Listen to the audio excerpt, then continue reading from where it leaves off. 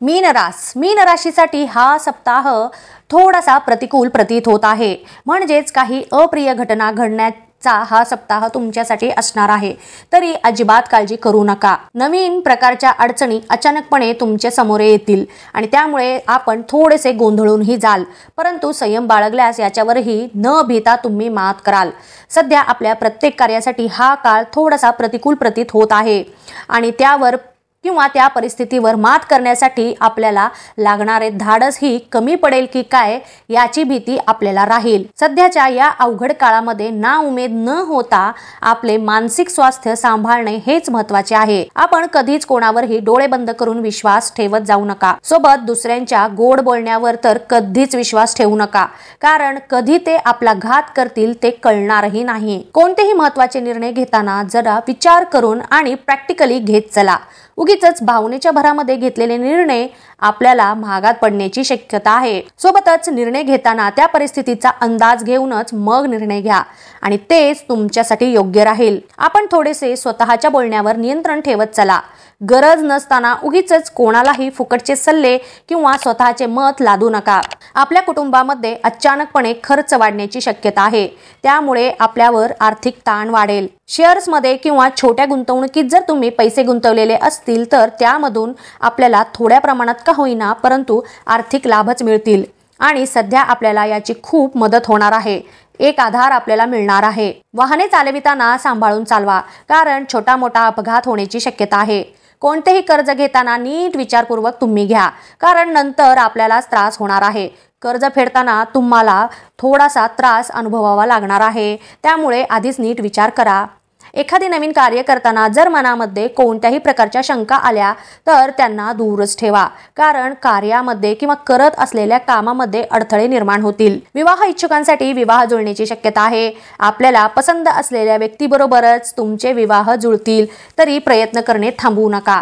जर तुम्ही रिलेशनशिपमध्ये असाल तर पार्टनर बद्दल मनामध्ये कसले तरी संशय येऊन आपल्या नात्यावर त्याचा परिणाम होईल। अविश्वासामध्ये वाढ होईल आणि त्यामुळे हे सर्व तुम्ही आधी सॉल्व करा। उगीचच निरर्थकपणे कोणत्याही गोष्टींना खत पाणी घालत जाऊ नका। व्यावसायिक वर्गाला दगदग वाढण्याची शक्यता आहे। व्यवसायामध्ये निर्माण झालेल्या अडचणी सोडविण्यासाठी तुम्हाला तुमच्या मित्र सहकाऱ्यांची आणि भागीदारांची मदत घ्यावी लागेल आणि सोबतच व्यावसायिक कामानिमित्त प्रवास करण्याचीही शक्यता आहे। नोकरी करणाऱ्यांसाठी नोकरीच्या ठिकाणी आपण जर मोठे किंवा प्रतिष्ठित अधिकारी असाल तर पदे सांभाळताना कठोर निर्णय तुम्हाला घ्यावे लागतील आणि वरिष्ठांकडून आपल्या कामाचे कौतुकही होईल, परंतु आपले हितशत्रू आपल्याला त्रास देतील। त्यातून आपले मानसिक स्वास्थ्य बिघडण्याची पण शक्यता आहे, त्यामुळे थोडंसं सावध रहा, मनाने धीट रहा। तरुण वर्गाला एखाद्या भागीदारीमध्ये जर तुम्हाला व्यवसाय सुरू करावायचा असेल तर नक्कीच सुरू करा।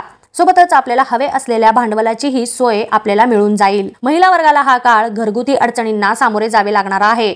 घरामध्ये काही अडचणी अचानकपणे निर्माण होतील, त्यामुळे आपल्याला ताण येईल, मानसिक स्वास्थ्य पण बिघडेल। त्या सगळ्यांमध्ये तुम्ही स्वतःची काळजी घेणे हे सगळ्यात जास्त महत्त्वाचे आहे। तीर्थयात्रेला पण तुम्ही जाण्याची शक्यता आहे, त्यातून तुम्हाला भरपूर नवीन तेज म्हणा किंवा नवीन ऊर्जा प्राप्त झाल्यासारखी वाटेल। जर तुमच्या मनामध्ये असेल कुठे तीर्थयात्रेला जायचे तर नक्कीच जा। एक सकारात्मकच बदल तुमच्यामध्ये घडून येईल किंवा तुम्हाला दिसून येईल। विद्यार्थी वर्गाला त्यांची एकाग्रता चांगली राहील आणि मनही स्थिर असल्यामुळे आपण अभ्यासामध्ये पाहिजे तसे यश मिळवू शकाल। जे कोणी स्पर्धा परीक्षेची तयारी करत असतील त्यांना नवीन प्रकार कळतील अभ्यासाचे आणि त्यामुळे त्यांच्या अभ्यासामध्ये वाढ तर होईलच, परंतु एकाग्रतेवरही ते काम करतील। ज्येष्ठ व्यक्तिवर्गाला हा सप्ताह उत्साहाने परिपूर्ण असलेला असा जाणार आहे। कोणतेही काम कराल अगदी उत्साहाने कराल, त्यामुळे प्रत्येक कार्यामध्ये आपल्याला पाहिजे तशी सफलताही मिळेल। परंतु सगळे काम करत असतानाच तुमचे आरोग्य जपणे हेही खूप महत्त्वाचे आहे। तुमचा जो काही नित्य आहार आहे, नित्य व्यायाम आहे, जी काही पथ्य आहे ती सर्व पाळा आणि आनंदी राहा। एकंदरीतच पाहता हा सप्ताह तुम्हाला इंद्रधनुष्यासारखा विविध रंगांनी युक्त असा जाणार आहे। तरी प्रत्येक परिस्थितीचा सामना करा आणि लाभ घ्या। प्रत्येक गोष्टीचा पुरेपूर लाभ घेण्याचा तुम्ही प्रयत्न करा। धन्यवाद। तुम्हाला माझे हे व्हिडिओ आवडले असतील तर इतरांनाही याचा लाभ मिळावा यासाठी आपल्या मित्रमैत्रिणींना, नातेवाईकांना हे व्हिडिओ नक्की शेअर करा आणि लाईक करा। महत्त्वाचे म्हणजे सबस्क्राईब करा। धन्यवाद।